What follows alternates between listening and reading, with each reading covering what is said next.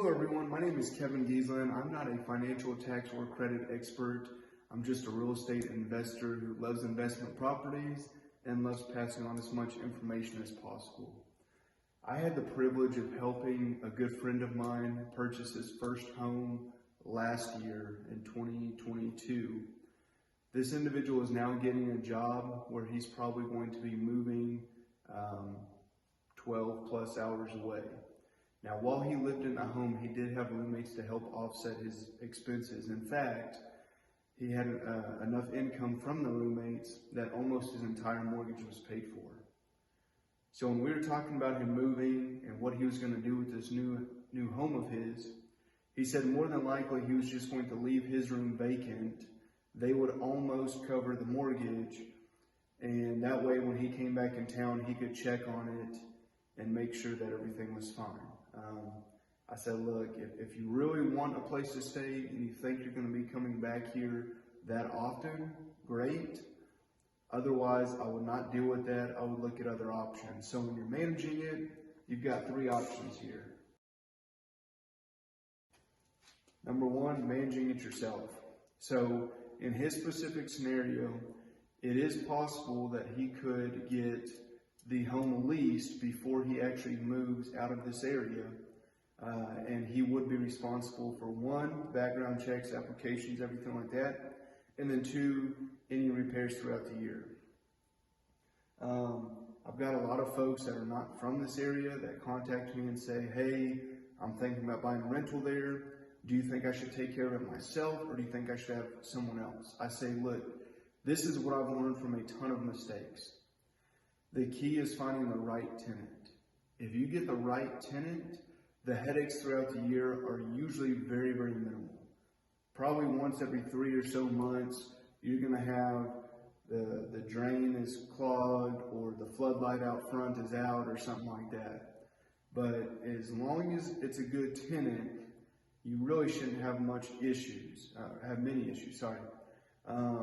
As far as getting payment goes, most tenants, there is no communication between myself and them. Every month they pay me by the 3rd. I'm happy, they're happy, everybody's good. So all that to say, if you can, in his specific scenario, say, what if you're able to find someone before you leave? And what we can do, we can get an Excel sheet ready for you that's got locksmith, electrician, plumbers, handyman, a cleaner. We can have all this in place. Ideally, what's going to happen here, he's going to manage it himself, and then if and when something comes up throughout the year, it should just be about 2 or 3 random phone calls. Phone call from tenant, yes, the drain is clogged. Call the plumbers, that's your second phone call. Call the tenant back, say, hey, blank plumbing company is going to take care of you. If you have any issues, let me know. Second item here. So I actually don't know anyone in my area that you can pay to lease the property. However, I do know they exist, and I do have a few friends that have taken advantage of this. Something like this, what this would be, in my friend's circumstances, he's possibly going to move to Louisiana. He would pay someone to take pictures, to do the showings, to show the potential tenants the home, do the background checks, and to get a lease signed.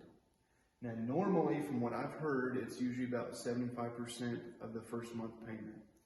So in my friend's situation, if he's going to rent out this property for $2,000, he's going to have to pay a different individual to lease it about $1,500.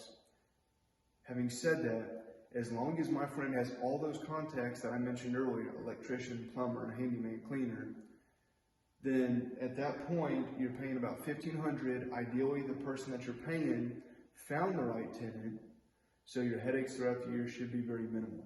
The third and final item is property management. So in this situation here, the property management company, they're going to lease it for you, but then they're also going to be the one taking phone calls throughout the year. They're going to be handling if rent's late, they're going to be handling drains getting clogged or floodlights going out or whatever. When folks are asking me, should I go this route or this route? What I typically say is, look, if it were me, I would go this route. That's a one-time fee. And in 3 months, if it's a hassle and you can't deal with late payments or getting plumbers on time or whatever, then you can always hire a property manager later. But if you hire a property manager up front, they're going to take a pretty large cut of the first month. In addition to that, at least in my market, it's usually 10% of every month thereafter. So my wife and I do all of my property management on our homes. My partner and I have a few other properties that are a little bit lower end and a little bit more headache that we have a property manager take over. Just kind of for numbers here, my wife and I like to rent to students. We typically have rent at $2,000 a month. If I did a property manager, that'd be $1,000 for the first month and $200 for the next 11 months. So if my math in my head is correct, we would be spending about $3,200 per property for a property manager. If we did it this route, we'd be spending about $1,500. Again, that's 75% of the first month. And at this time, we're doing our own management, so that would be option 1 here. We're not spending anything for that. So just something to keep in mind here. My friend was thinking that he would just leave room vacant. He would come back often and check on it just to make sure everything was going where it needs to be. I basically said, look, if you do that, you're going to be losing money because your current roommates aren't going to be paying enough to offset the entire mortgage. In addition to that, if you had someone lease it, ideally they're going to find the right individual, so it's just a one-time fee. But worst case, let a property manager take it over. You get to write that off as an expense for the management, and that is someone that's in that location checking up on it regularly. So for him, I really don't think it's necessary for him to fly in town once every 2 or 3 months to check on the property, when he could get more rent by renting out the whole house and not just 2 or 3 rooms, and letting that property manager take it over. So I think he's probably going to end up going this route. Well, he's going to try number 2 first, have someone else lease it, and if that doesn't work, then he'll have a property manager. All that to say, property managers are, in my opinion, expensive, but they can be worth it. So many different professions, they are expensive, but they can be worth it. If you can do it yourself, or if you're okay taking a few random phone calls throughout the year and having someone else lease it, I would go those routes. Last case scenario here, you can let a property manager take it over. But I'd love to help with any issues or questions you have. If this is helpful, please subscribe here. Thank y'all so much. Y'all take care.